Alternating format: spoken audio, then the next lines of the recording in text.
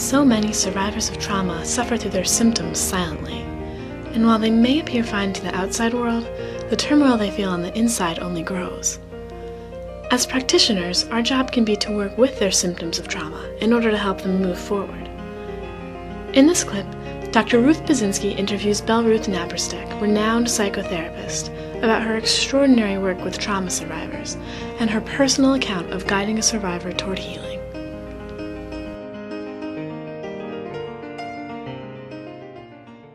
Hello, everyone. I'm Dr. Ruth Basinski, a licensed psychologist in Connecticut and president of the National Institute for the Clinical Application of Behavioral Medicine. Our guest today is Belle Ruth Naparstek. She's a clinical social worker from Cleveland, Ohio, and she's the founder of Health Journeys. Let's just talk some about the nature of trauma and what we know about trauma itself. A lot of people throw the word trauma around, but it's something very unique and not just being severely stressed, acutely stressed. Being traumatized involves the three big clusters of symptoms.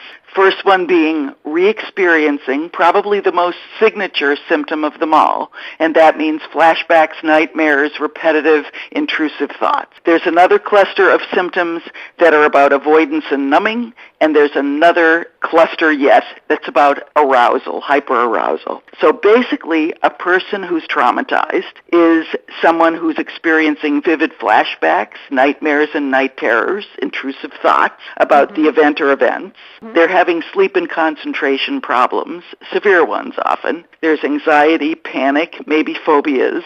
There's an affective component that's the reverse. The polar opposite of panic, anxiety, and extreme stress is depression, chronic joylessness, emotional numbness. So you basically have the worst of both worlds competing with each other and alternating with each other. Cognitively, there's mental confusion, memory impairment, possibly amnesia.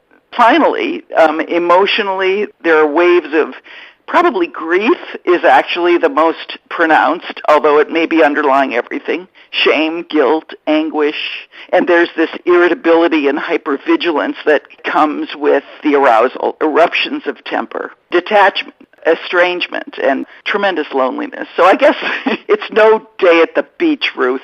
Let's switch to what we know about treatment for a while. You have a story about Franny. Can you tell us about that? Yeah, sure. She was a woman who'd been raped in a hospital parking lot on her way to visit her dying fiancé. By the time I saw Franny, she was absolutely numbed out and inarticulate. Her face was like a wooden block, and she would hand me pages and pages of yellow legal paper describing in an astonishingly feelingful, sentient way everything that was going on in her head and all the feelings that she had about her wishes for help, which you would never know to look at her.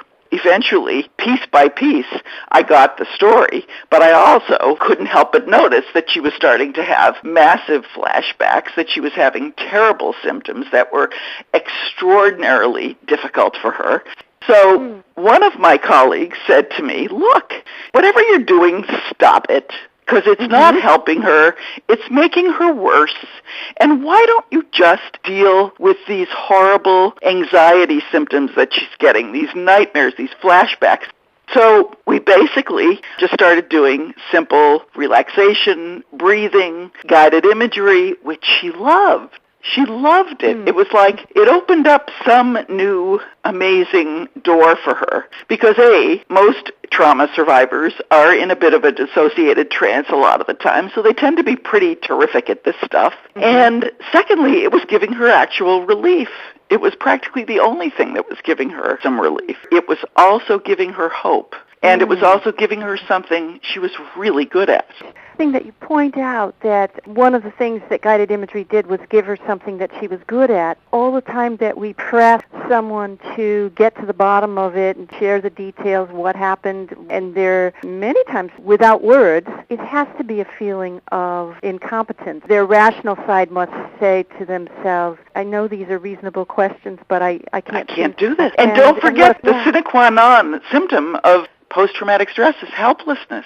So Yeah. if you can give Yeah. somebody something, a tool that creates a feeling of efficacy Right. in them, that's fabulous. Right, and what we were doing instead when we were back to the cathartic mode is giving them something that they couldn't do. It was a very strange form of help. The other possibility is she could have numbed out and just not been able to answer the question because the traumatic memories are not stored in the thinking, talking part of the brain, so you can't get at them. So what happened with Franny? She started doing imagery that helped her talk about herself and her insides. Like her central image was that her heart was a stone. It was a stone. Sometimes it was so thick and cold and hard and dense. It was like a cannonball from the Revolutionary War. One of the things we started doing was, as she started to progress, by not talking about her trauma, but by working through her body, working through images, I'd check in and ask how the stone was doing. Sometimes it would get a little melty, sometimes it would get red hot, but it started to have permeable boundaries, and that was a very important marker for us, both of us, as to how she was doing. She got better without talking about the trauma. There's a lot more to learn about the treatment of trauma survivors. For more information, visit our blog at www.nicabm.com/nicabmblog, or attend a free teleseminar at www.nicabm.com/teleseminar/2009. This December, NICABM will host its 21st International Psychology of Health, Immunity, and Disease Conference on the beautiful Hilton Head Island in South Carolina. Hundreds of practitioners will be coming from all over the United States and many parts of the world.